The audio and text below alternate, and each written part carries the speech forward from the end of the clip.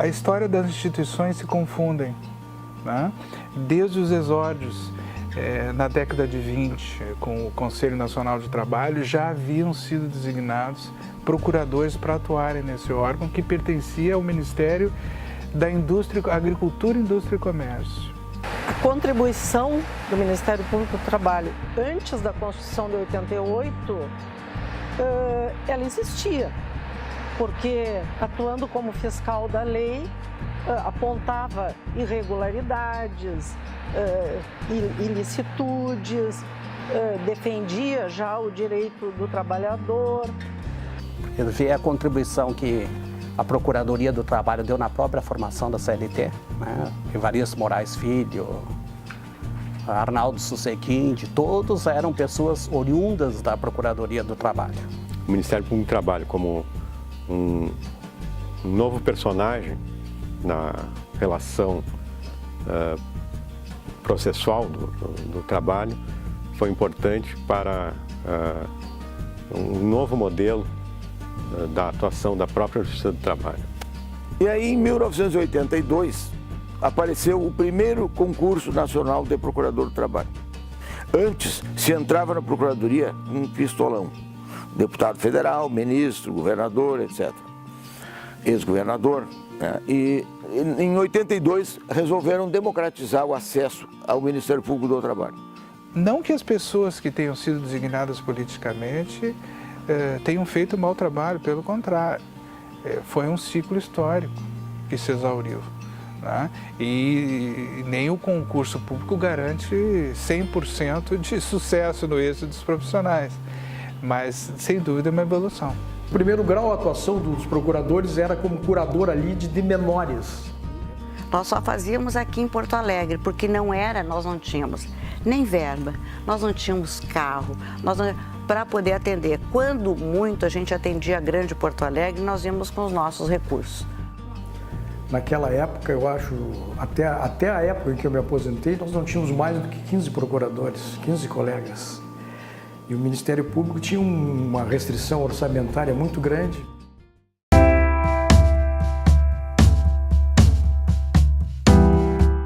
O Ministério Público do Trabalho atuou durante algum tempo, melhor dizendo, como um apêndice da Justiça do Trabalho. Nós éramos chamados Procuradoria da Justiça do Trabalho. E posteriormente, com a ditadura de 64, a Procuradoria tomou um viés diferente, que começa a vir a Procurador do Rei, né? Ou seja, um mero braço do Poder Executivo dentro para provocar ou fiscalizar o Estado. Né? Simplesmente atendia às demandas do Executivo e fazia esse trabalho de paz social, entre aspas, né? De evitar que os movimentos sociais se movimentassem. Nós emitíamos pareceres, ou exarávamos pareceres, nós participávamos de audiências menores e fazíamos petições, inclusive, para os menores, ingressávamos com reclamatórias, nós participávamos das sessões do tribunal. Nós tínhamos uma atuação mais custos legis, mais fiscal da lei, da Constituição. Com a Constituição de 5 de outubro de 1988, nós tivemos uma modificação radical na forma de atuação do Ministério Público do Trabalho. Passamos daquele órgão meramente interveniente a ter funções de órgão agente. Mas isso não se deu, por óbvio, de uma hora para outra, com a promulgação da Constituição. No meio do concurso surgiu a Lei Complementar 75, que é de maio de 93 e que deu outro contorno à até então Procuradoria-Geral, a Procuradoria de Trabalho, que a Constituição já tinha criado, já tinha transformado em Ministério Público, mas que ainda não tinha, ainda no rascunho, né? E a Lei Complementar deu o desenho final. Se estabeleceram direitos na Constituição Federal de 88 e era preciso empoderar uma entidade que pudesse proteger esses direitos em nível coletivo. Então a grande guinada é essa. Em 88 se cortam as amarras e o Ministério Público vai andar sozinho com independência funcional e financeira. E a partir daí ele evolui. E com todo esse aparelhamento que a Constituição de 88 deu para o Ministério Público, não só para o do Trabalho, mas do Ministério Público Federal, Estadual e os outros. Então o Ministério Público se agigantou as coisas começaram a fluir mais, a integrar mais os procuradores com a procuradoria, fazer reuniões e melhorar as condições físicas. Então, eu estou na gênese do Ministério Público, né, da construção do Ministério Público, da atuação do Ministério Público enquanto órgão agente, investigador e depois ajuizando as ferramentas de defesa do direito coletivo. E é exatamente nisso que eu acho que o Ministério Público contribuiu muito para esse trabalho, que é o direito coletivo. Se buscou, né, aquela legislação de 85, né, como um instrumento, né, e a partir daí se começou a buscar a tutela dessas macrolesões. Hoje nós temos no Ministério Público Federal profissionais habilitados para fazer valer uma cooperação em nível internacional. Isso era impensável um tempo atrás. Tá? Então isso é a profissionalização da instituição, que também ocorreu na nossa seara aqui trabalhista.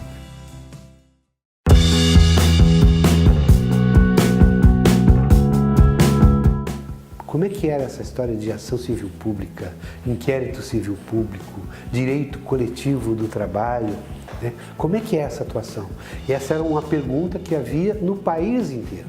O único marco normativo era basicamente a lei complementar e a lei da ação civil pública de 85. O Judiciário percebe o Ministério Público pelos pareceres e pelas ações civis públicas. Mas as ações civis públicas são muito pouco do total de atuação que o Ministério Público tem. O inquérito é o nosso ganha-pão, é o nosso procedimento administrativo através do qual a gente garante a organização do trabalho e também garante o princípio da ampla defesa do investigado. O Ministério Público já teve várias organizações internas nesse meio tempo, mas trabalhei já em primeiro grau, em segundo grau, como órgão interveniente, como órgão agente, como dissídios coletivos, da defesa de menores. Eu passei por todas as coordenadorias, as formatações que houve nesse tempo todo. Hoje, o Ministério Público, como eu disse, tem protagonismo. A situação irregular ou ilícita pode se resolver ali mesmo, no âmbito do Ministério Público, com assinatura de um termo de ajuste de conduta. E o Ministério Público pode também ingressar judicialmente. Lembro então que foi no final de 1992 que entramos com a primeira ação civil pública aqui na 4ª região, foi sobre terceirização contra a empresa Riocel na época. E a partir daí se desenvolveu essa atividade de órgão agente. O laboratório da terceirização foi a Riocel, né, em Guaíba. Virou por muito tempo, ela virou a peça matriz para a luta contra a terceirização. Porque enquanto a gente consegue resolver numa ação civil pública a situação de 400, 500 ou 1.000 trabalhadores, a gente está podendo dar, né, à Justiça do Trabalho a possibilidade da prestação jurisdicional bem mais ampla do que ter cada ação individual. E no meio ambiente do trabalho, o que se vê nas ações individuais é o trabalhador ou pedindo alguma indenização ou pedindo adicional de insalubridade, adicional de periculosidade, mas o problema persiste, né, lesando a saúde dos trabalhadores, colocando em risco. Então, acho uma ação bem importante do Ministério Público essa defesa coletiva, de conseguir obter a regularização do problema. O Procurador do Trabalho vivencia cotidianamente a realidade. Então, uma das maneiras que o Ministério Público do Trabalho encontrou para se profissionalizar foi a criação dessas coordenadorias que não estão previstas na lei.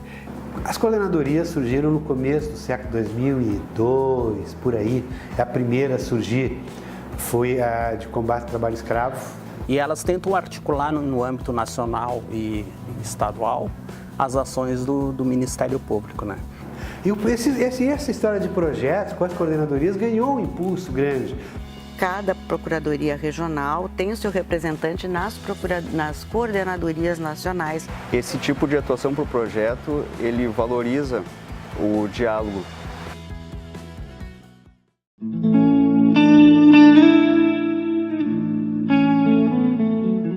A formatação de uma carreira de um procurador e do Ministério Público como um todo acaba dando uma certa unidade de atuação.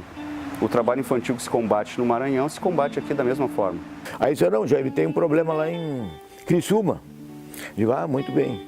Tu vai pegar o ônibus e tu vai lá porque tem uma briga de mineiros no sindicato. Estávamos nessa cidade de Cruzeiro do Sul, no interior do Acre, que é a segunda cidade do Acre. Conta com cerca de 80 mil habitantes. E fomos lá, um grupo de 3 colegas, exatamente para verificar as condições de trabalho no porto da cidade de Cruzeiro do Sul.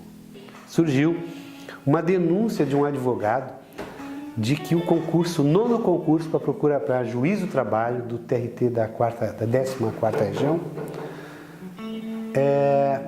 tinha sido fraudado. Você atua muito em lides simuladas, ações rescisórias. E eu acho uma atuação bem importante do Ministério Público, porque as partes estão simulando um ato. Então elas simulam o ato, obtêm um acordo, uma homologação ou uma sentença, né, ludibriando assim o judiciário. Tinha até lances de filme, porque aí a corregedora me tirava fora da procuradoria, né, para para almoçar, para ir em algum lugar, para conhecer a cidade, enquanto a assessora dela ficava inquirindo os servidores sobre a minha conduta e verificando os processos, os meus despachos, a ação. O Espírito Santo é um estado que é calcado na cultura do café, né? E eu me impressionei quando cheguei lá que toda a colheita do café era feita por boias frias. Quer dizer, era deprimente, uma situação de semi-escravidão.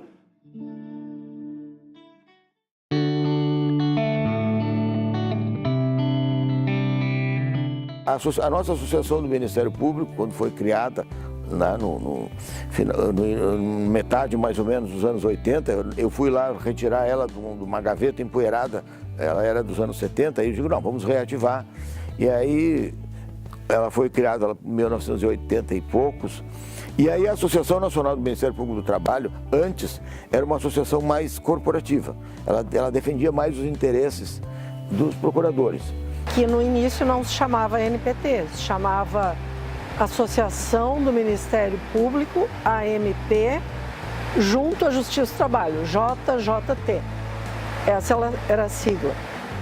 Eu tive a oportunidade de ser eleito delegado dos procuradores aqui junto à Associação Nacional, e numa das assembleias eu levei a proposta de que o procurador regional e o procurador-geral fossem eleitos essa proposta está registrada.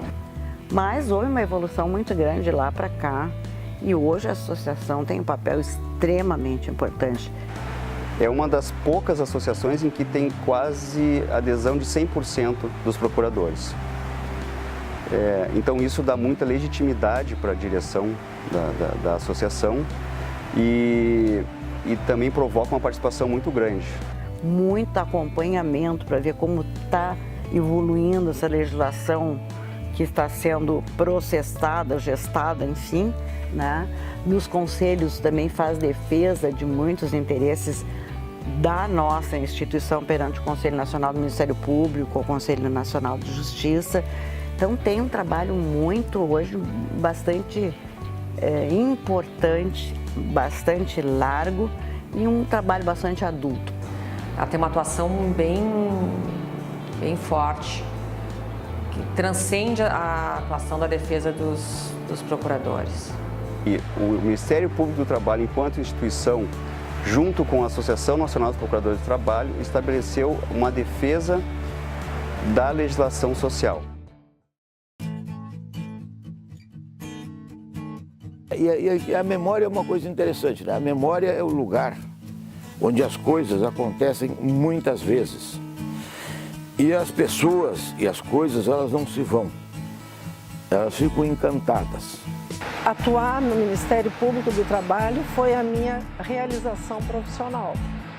Gosto muito dessa atividade, acho realmente que se consegue intervir na prevenção de problemas, na solução de forma coletiva de problemas, né, tentando defender os direitos sociais de uma forma mais ampla.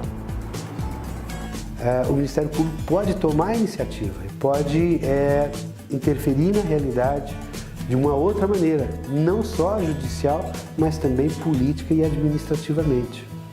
E em relação ao Ministério Público geral, eu acho que o conceito que se pode dar para o Ministério Público hoje, em geral, é que o Ministério Público é a salvaguarda da sociedade.